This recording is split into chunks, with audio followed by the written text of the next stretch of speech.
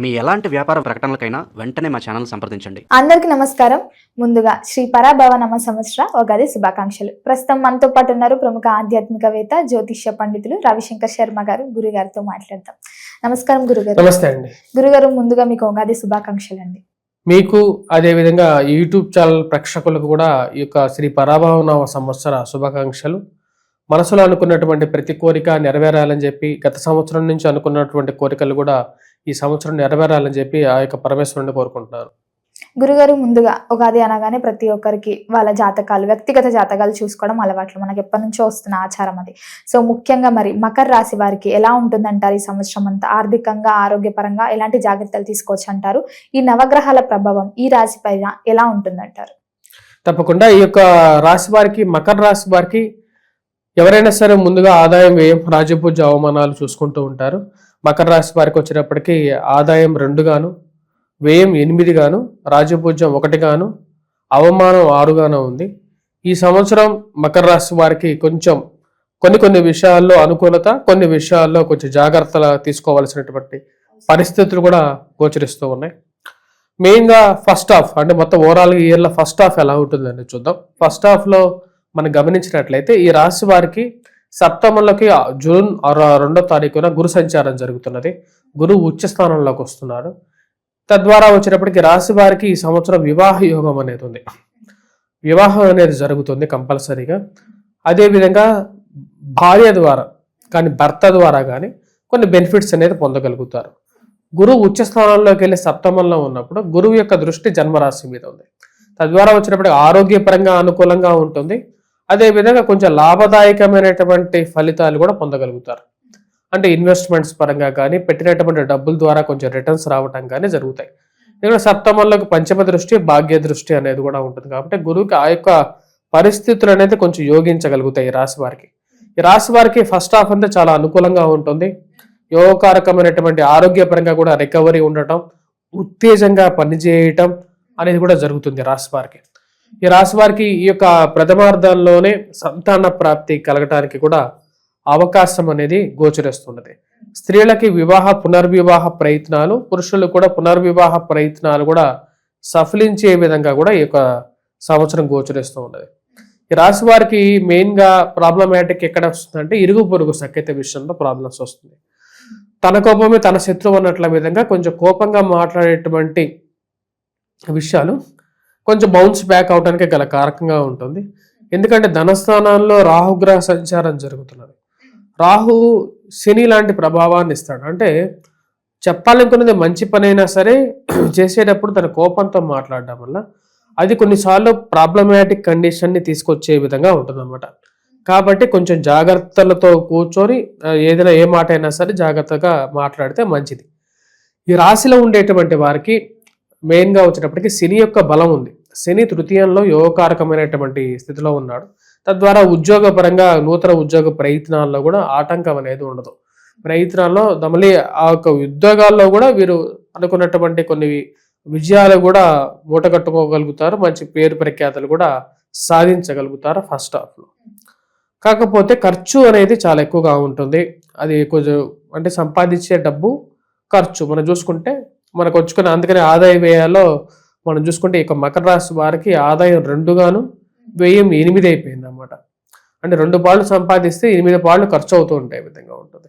So ఆ ఖర్చును తగ్గించుకోవడానికి ఎక్కువ ప్రయత్నం చేయడం అనేది మంచిది. కానీ శని రాహు ధనస్థానంలో ఉన్నప్పుడు ఆ ఖర్చు అదే విధంగా ఏదో పనికి ఇంట్లో అవుతూనే ఉంటుంది అన్నమాట. ఖర్చు దాన్ని ఆపడం కూడా కష్టం. సెకండ్ హాఫ్లో మెయిన్ ప్రాబ్లమాటిక్ కండిషన్ అనేది ఒకటి వస్తుంది అన్నమాట. ఏం ప్రాబ్లం వస్తున్నది అంటే వచ్చేటప్పటికి జన్మరాశిలోకి రాహుగ్రహ సంచారం జరుగుతున్నది. అదేవిధంగా సప్తమంలోకి కేతుగ్రహ సంచారం. కేతువుకి యొక్క మార్పు జరిగే టైం కన్నా ముందు అక్టోబర్ 30వ తారీఖున నుండి డిసెంబర్ 5వ తారీఖు వరకు గురువు కేతువులు కలయిక జరుగుతున్నది. అది ఎక్కడ జరుగుతున్నది అంటే అష్టమంలో జరుగుతున్నది. దీని యొక్క ప్రభావం ఈ రాశి వారి మీద ఉంటుంది. మెయిన్గా హెల్త్ పరంగా, వెల్త్ పరంగా జాగ్రత్తగా ఉండాలి.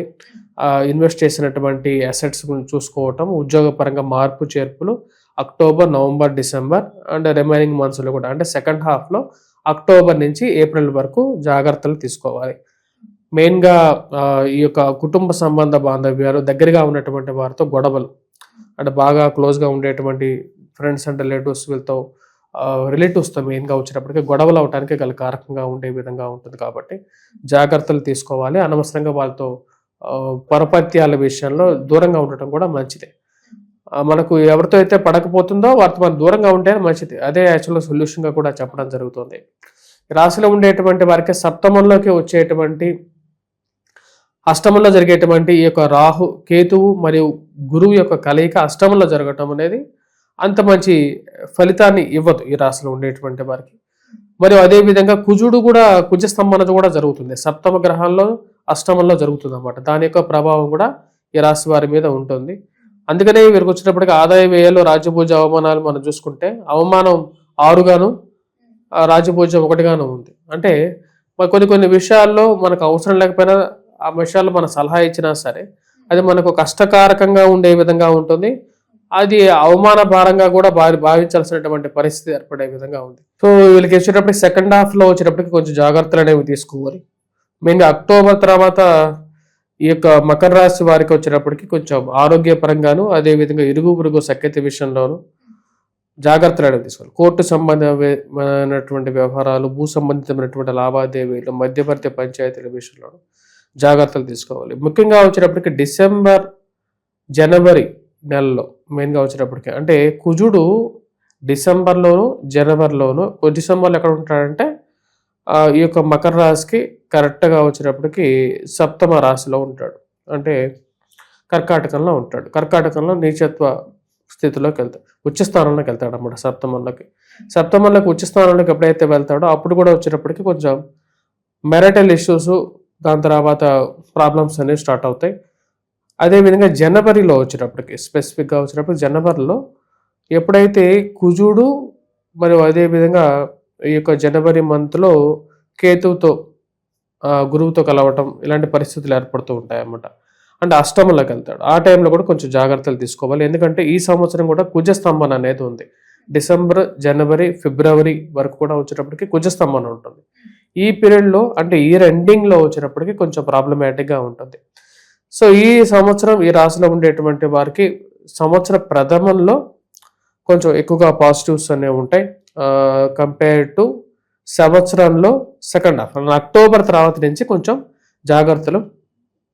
మెయిన్గా కొత్త బిజినెస్ స్టార్ట్ చేయాలన్నా సరే, వాటితో పాటు కొత్తగా జాబ్ చేంజెస్ చేయాలనుకున్నా సరే, ఏదైనా సరే ఫస్ట్ హాఫ్లో చేసుకోవడం కొంచెం బెటర్గా ఉంటుంది. ఎందుకంటే ప్రాబ్లమాటిక్ కండిషన్లోకి వెళ్లకుండా లైఫ్ని కొంచెం స్మూత్గా ముందుకు తీసుకెళ్ళటం అనేది మంచి ఫలితాన్ని ఎక్కువగా ఇవ్వగలుగుతుంది. కాకపోతే రిలేషన్షిప్లో ఎందుకంటే వివాహ యోగం కూడా ఉంది ఈ సంవత్సరం ఈ రాశి వారికి. వివాహం తర్వాత కూడా కొన్ని ప్రాబ్లమ్స్, కొన్ని ఛాలెంజెస్ ప్రతి ఒక్క మనిషి జీవితంలో ఉంటాయి. ఆ యొక్క ప్రాబ్లమ్స్ ఎప్పుడైతే జీవితంలోకి వస్తాయో అంటే కుటుంబాన్ని అన్నిటిని బ్యాలెన్స్ చేసుకోవాలి కదా. ఆ యొక్క పీరియడ్లో కూడా వచ్చినప్పుడు కొన్ని సమస్యలు ఇయర్ ఎండింగ్లో డిసెంబర్ 5th నుంచి ఆల్మోస్ట్ రాహు ఎప్పుడైతే జన్మరాశిలోకి సంచారం చేస్తాడో అప్పటి నుంచి కొన్ని గొడవలు, చికాకులు, కష్టాలు కలగడానికి కారకంగా ఉంటుంది. కాబట్టి సెకండ్ హాఫ్ అనేది ఆల్వేస్ కొంచెం చేదుగానే ఉండే విధంగా ఉంటుంది. ఎందుకంటే ఇక షడ్రుషుల్లో మొదట కొంచెం స్వీట్గా ఉన్న సెకండ్ హాఫ్ అక్టోబర్ తర్వాత నుంచి కొంచెం చేదు తగలటానికి కారకంగా ఉంటుంది. గురుగారు, ముఖ్యంగా మరి ఈ సంవత్సరంలో ఇల్లు కొనాలన్నా, బంగారం కొనాలన్నా కొనగలుగుతారంటారా? ఈ సంవత్సరం ఈ రాశిలో ఉండేటువంటి వారికి బంగారం అదేవిధంగా గృహం అనేది ప్రాప్తి ఇస్తుంది. కాకపోతే కొన్ని అడ్డంకులు కూడా ఉంటాయి. ఫస్ట్ హాఫ్లో కొంటున్నారా, సెకండ్ హాఫ్లో ప్లాన్ చేస్తున్నారా అనేది కూడా ఇంపార్టెంట్. ఈ సంవత్సరం వీరికి అప్పు కూడా ఎక్కువ పెరిగే విధంగా ఉంటుంది. ఎందుకంటే సెకండ్ హాఫ్లో గ్రహస్థితి అంత అనుకూలంగా లేదు.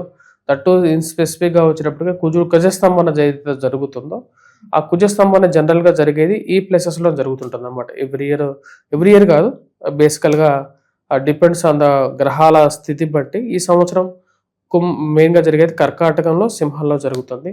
దీని ప్రభావం ఈ రాశి వారి మీద కొంచెం ఎక్కువగా ఉంటుంది. ఆ టైంలో సెకండ్ హాఫ్లో అక్టోబర్ తర్వాత నుంచి అప్పుల విషయంలో జాగ్రత్తలు అనేవి తీసుకోవాలి. గురుగారు, ముఖ్యంగా చూసుకుంటే మరి ఈ సంవత్సరంలో మకర రాశి వారికి రాజయోగమా, పోరాటమా? పోరాటంగానే చెప్పొచ్చు. రాజయోగం చేసినటువంటి మంచి పనులకి దక్కాల్సినటువంటి దక్కక దాని గురించి దక్కాల్సిన వాటి గురించి పోరాటం చేయాల్సినటువంటి పరిస్థితి. అది కూడా పోరాటం కూడా ఎక్కువగా దగ్గరగా ఉన్నటువంటి వారితో ఎక్కువగా పోరాటం ఉంటుంది. మరి నక్షత్ర ఫలితాలు ఎలా ఉన్నాయంటారు? ఈ సంవత్సరం మకర రాశి వారి నక్షత్ర ఫలితాలు ఎలా ఉన్నాయి అనేది మనం చూద్దాం. ముందుగా వచ్చేటప్పటికి ఉత్తరాషాఢ నక్షత్ర జాతకులు ఎవరైతే ఉన్నారో ఉత్తరాషాఢ నక్షత్ర జాతకులకి ఎలా ఉందనే చూద్దాం.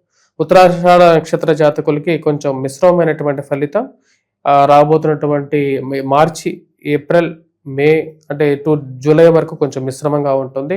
నిష్ఫలితంగానే చెప్పవచ్చు. ఎక్కువగా ప్రయత్నం చేయాలి కార్యసిద్ధి కోసం. వీరికి వచ్చినప్పటికీ జూలై తర్వాత నుంచి నవంబర్ వరకు కార్యసిద్ధి సాధించగలుగుతారు. చేయాలనుకున్నటువంటి పనుల్లో కదలిక అనేది మొదలవుతుంది. డిసెంబర్ తర్వాత నుంచి ఏప్రిల్ వరకు కూడా నిష్ఫలితంగా గోచరిస్తూ ఉన్నది. వీరికి ఆ విషయంలో అంటే ఎక్కువగా ప్రయత్నం చేసి దానిలో విజయం సాధించడానికి తాపత్రయత అనేది ఎక్కువగా ఉంటుంది. అదేవిధంగా శ్రవణ నక్షత్ర జాతకులకి వచ్చేటప్పటికి ఫలితం సజావుగానే ఉంటుంది. అది మంచి ఫలితాన్ని పొందగలుగుతారు. ముఖ్యంగా వచ్చేటప్పటికి మార్చి నుంచి జూలై వరకు కూడా అనుకూలంగా ఉంటుంది. ఉద్యోగపరంగా, వ్యాపార పరంగా, ఫైనాన్షియల్ గాను, గృహంలో వివాహ ప్రయత్నాలు కానీ, వివాహం గురించి చేసేటువంటి ప్రయత్నాల్లో కూడా లాభదాయకమైనటువంటి ఫలితాలు, విద్యా విషయంలో కూడా విద్యార్థులకి అనుకూలత కూడా ఉండే విధంగా ఉంటుంది. అదేవిధంగా ధనిష్ట నక్షత్ర జాతకులకు వచ్చినప్పటికీ ఎక్కువగా మంచి ఫలితాలు ఉన్నాయి. ఈ యొక్క రాశిలో ధనిష్ట నక్షత్ర జాతకులకి అనుకూలమైనటువంటి ఫలితాలు ప్రథమార్థంలో ఎక్కువగా ఉన్నాయి. ఉద్యోగపరంగా, వ్యాపార పరంగాను మరియు అదేవిధంగా విద్యార్థులకి అనుకూలతను సాధించగలుగుతారు. మానసికంగా చేయాలనుకున్నటువంటి పని మీద దృష్టి కేంద్రీకరించగలుగుతారు, సాధించగలుగుతారు. ఈ రాశిలో ఈ యొక్క నక్షత్ర జాతకులకి ధనిష్ట నక్షత్ర జాతకులకి జూలై నుంచి డిసెంబర్ వరకు కొంచెం మిశ్రమమైనటువంటి ఫలితాలు, మధ్యస్థంగా ఉండేటువంటి ఫలితాలు పొందగలుగుతారు. అంటే చేసేటువంటి పనికి తగినటువంటి ఫలితం పొందగలుగుతారు. డిసెంబర్ నుంచి మళ్ళీ ఏప్రిల్ వరకు మంచి అనుకూలమైనటువంటి ఫలితాలు, మళ్ళీ రికవరీ మోడ్లోకి రాగలుగుతారు. అనుకున్నటువంటి పని సాధించగలుగుతారు. ఈ యొక్క 3 నక్షత్ర జాతకులు ఎవరైతే ఉన్నారో వీళ్ళు ధనిష్ట నక్షత్ర జాతకులు ఎక్కువగా మంచి ఫలితాన్ని, శ్రవణ నక్షత్ర జాతకులు తర్వాత ఫలితాన్ని, తర్వాత ఉత్తరాషాఢ నక్షత్ర జాతకులకి చివరి ఫలితాన్ని పొందగలుగుతారు.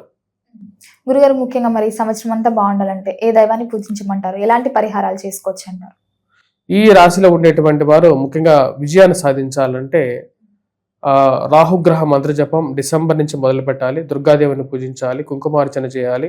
వీలైతే చండీ హోమం చేసుకున్నా సరే మంచిదన్నమాట. శ్రీశైలంలో అమ్మవారి దగ్గర కూడా చండీ హోమం చేస్తారు, అక్కడైనా చేసుకోవచ్చు. మరియు అదే విధంగా వచ్చినప్పటికీ ఈ రాశిలో ఉండేటువంటి వారు గురువు యొక్క బలాన్ని అదే విధంగా పొందటం కోసం మెయిన్గా జూన్ నుంచి గురువు సప్తమంలోకి మారుతున్నాడు. అక్టోబర్ తర్వాత నుంచి కొంచెం జాగ్రత్తలు అనేవి ఎక్కువ తీసుకోవాలి.